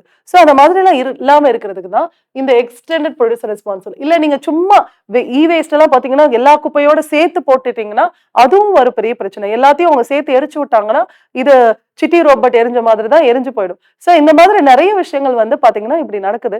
அதை இந்த தடுக்கிறதுக்கு தான் இபிஆர் வந்து கொண்டு வந்திருக்காங்க. ஸ்டேட் கவர்மெண்ட் வந்து இது பண்ணா அண்ட் பெனால்ட்டியும் இருக்கு. இபிஆர் இல்லைன்னா பெனால்ட்டியும் இருக்கு. அண்ட் அர்பன் லோக்கல் பாடிஸ் வந்து right to charge user fee and by spot fines. So நீங்க தேவையில்லாம குப்பை போட்டீங்கன்னா அந்த இடத்துல ஸ்பாட் ஃபைன் பண்ணாங்க. பட் திடீர்னு காசு வேணும்னா பண்ணுவாங்க, காசு வேணாம்னா விட்டுருவாங்க. ஸோ அவங்களால பண்ண முடியலன்னா விட்டுருவாங்க. ஸோ அந்த மாதிரி ஹெல்மெட் போட்டீங்கன்னா சில நேரம் பிடிக்கிறாங்க, சில நேரம் பிடிக்கிறது இல்லை. ஸோ திடீர்னு ரூல்ஸை ரொம்ப ஸ்ட்ரிக்டா ஃபாலோ பண்ணுவாங்க, திடீர்னு லீனியன்ட்டா விட்டுருவாங்க. ஸோ அந்த மாதிரி தான் இதுவும் நடந்துட்டு இருக்கு, which is not right. And plastic management ரூல்ஸ்ல பாத்தீங்கன்னா மினிமம் திக்னஸ் இப்போதைக்கு பாத்தீங்கன்னா 50 மைக்ரான், இப்போ வந்து 75 மைக்ரான்ஸ் வரை இன்க்ரீஸ் பண்ணிட்டாங்க. அடுத்து 120 மைக்ரான்ஸா இன்க்ரீஸ் பண்ண போறாங்கன்னு சொல்றாங்க. ஏன் இப்படி திக்னஸ் ஆஃப் பிளாஸ்டிக்கை இன்க்ரீஸ் பண்றாங்க அப்படின்னா அப்பதான் பிளாஸ்டிக்கை நம்ம வந்து கம்மியா யூஸ் பண்ணுவோம். ஏன்னா பிளாஸ்டிக்கோட திக்னஸ் அதிகப்படுத்தினாங்கன்னா அந்த காஸ்ட் ஆஃப் பிளாஸ்டிக் வந்து அதிகமாகும். ஸோ அப்போதான் நம்ம வந்து அந்த பிளாஸ்டிக்கை யூஸ் பண்ணாம அதை ரீயூஸ் பண்ணுவோம். இல்லைன்னா அதை வந்து நம்ம வந்து சாதாரண அந்த பேப்பர் பேக்ஸ் இல்லைன்னா நம்ம வந்து அந்த இது கிளாத் பேக்ஸ் எல்லாம் யூஸ் பண்ணுவோன்றதுக்காக இதோட இதை வந்து அதிகப்படுத்துறாங்க. அந்த திக்னஸ் ஆஃப் த பிளாஸ்டிக்கை நீங்க டெய்லி யூஸ்க்கு யூஸ் பண்றது வந்து அதிகப்படுத்துறாங்க. And expand the jurisdiction of applicability from the municipal area to rural areas. So இது மேல பிளாஸ்டிக் வேஸ்ட் மேனேஜ்மெண்ட் ரூல் வந்து ரூரல் ஏரியாஸ்லயும் அப்ளிகபிள். அப்புறம் ரெஸ்பான்சிபிலிட்டிஸ் யாருக்குன்னா ப்ரொடியூசர்ஸ்க்கும் ஜென்ரேட்டர்ஸ்க்கும். ஏன்னா அவங்க தான் நிறைய இப்போ ஒரு கடையில இருந்து தான் அதிகமா வந்து பிளாஸ்டிக்கை வந்து ரிலீஸ் பண்றாங்க, பொருளை கட்டி கொடுக்கறதுக்கு இதெல்லாம். So and waste by the producers and brand owners இவங்கெல்லாம். And collection of plastic waste management fee. So plastic management ஃபீன்னு சொல்லிட்டு ஒன்று இது பண்றாங்க. இப்போ நான் சில நேரம் சில கடைக்கு போகும்போது பிளாஸ்டிக்லாம் நாங்கள் கொடுக்க மாட்டோம் அப்படின்னு சொல்றாங்க. ஸோ அந்த மாதிரி ஏன் பண்றாங்கன்னா அங்க ஒரு ஃபீ வந்து அவங்க கலெக்ட் பண்றாங்க. ஸோ அதனால இதெல்லாம் பண்றாங்க. And to promote use of plastic waste for road construction. So ரோட்ல வந்து இந்த மாதிரி பிளாஸ்டிக் வேஸ்ட், ஃப்ளை ஆஷ் இதெல்லாம் வந்து சேர்த்து ரோடு போடும்போது இன்னும் ஸ்ட்ராங் ஆகுதுன்னு சொல்றாங்க. ஓகே, ஸோ அந்த மாதிரி எனர்ஜி ரெக்கவரி பண்றாங்க. அதாவது ஒரு இடத்துல ப்ரொடியூஸ் பண்றோம், அதை வந்து நீங்க வந்து ரீசைக்கிள் பண்றதோ இல்ல வேற இடத்துல யூஸ் பண்றதுனால அந்த ப்ராடக்டை வந்து நம்ம வேஸ்ட் பண்ணாம அதை வந்து நம்ம வந்து இதை வந்து எனர்ஜியை வந்து சேவ் பண்றோம் அப்படின்னு சொல்றாங்க. And wetland rules. ஸோ இது வந்து ராம்சர் கன்வென்ஷன் கீழே வருது. ஸோ ராம்சர் கன்வென்ஷன்ல சில விஷயங்களை வந்து எடுத்துட்டு வந்தது தான் இந்த ஒரு வெட்லேண்ட் மேனேஜ்மெண்ட் ரூல்ஸ். இதுவும் என்விரான்மெண்ட் ப்ரொடக்ஷன் ஆக்டுக்கு கீழே வருது. இதை பாத்துக்கிறது ministry of environment. It is serves as a legal foundation for the conservation and management of wetlands. It is preserving the natural integrity. அதோட ஒரு நேச்சுரல் தன்மையை, ஓகே, அந்த ஒரு இயற்கை தன்மையை வந்து ப்ரொடெக்ட் பண்ணணும் அப்படின்றது. அதனால நேச்சுரல் இன்டெகிரிட்டியை வந்து ப்ரொடெக்ட் பண்றதுக்கு இதுக்கு வந்து through state and union territory wetland authorities and national wetland கமிட்டின்னு சொல்லிட்டு இதை பாத்துக்கிறதுக்கு 2 அத்தாரிட்டிஸ் இருக்காங்க. இவங்க வந்து they are providing institutional structure for any environmental issue related to this wetland. So வெட்லாண்டுக்கு ஏதாச்சும் பிரச்சனைனா இவங்க தான் பாத்துக்கிறாங்க. அப்புறம் பாத்தீங்கன்னா ஸ்டேட் வெட்லாண்ட் அத்தாரிட்டி இவங்க எப்படி ப்ரொடக்ட் பண்றாங்கன்னா they will be protecting it using smart use principle and wise use. ஸ்மார்ட்டாவும் யூஸ் பண்ணும், வைஸாவும் யூஸ் பண்ணும். ஏன்னா sustainability is the important thing. So சஸ்டைனபிளா நீங்க யூஸ் பண்றதுக்கு அவங்க வந்து பாத்துக்கிறாங்க.